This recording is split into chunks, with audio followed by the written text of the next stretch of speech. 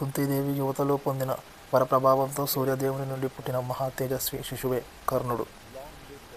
కర్ణుడు పుట్టుక నుండి చివరి శ్వాస వరకు ధర్మం, దానం, సామర్థ్యంలో అపారమైన మహావీరుడు.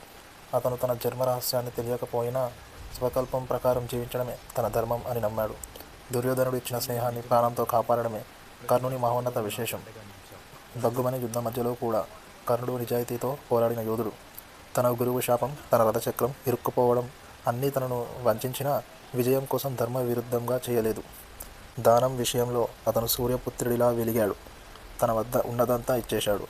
తల్లిదండ్రుల ప్రేమ తెలియకపోయినా ప్రపంచానికి ప్రేమ, గౌరవం చూపిన మహానుభావుడు. యుద్ధంలో తన గురువులైన ద్రోణుడు, పరశురాముడు కూడా అతని ప్రతిభ చూసి ఆశ్చర్యపోయారు. కానీ అతడు సూతపుత్రుడని తెలిసి పరశురాముడు శాపమిచ్చాడు.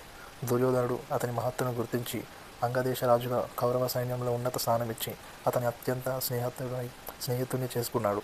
కురుక్షేత్రంలో అర్జునుడు ఎదురుగా నిలిచినప్పుడు శపథాలు, శాపాలు, పరిస్థితులు కర్ణుని బలహీనపరిచాయి.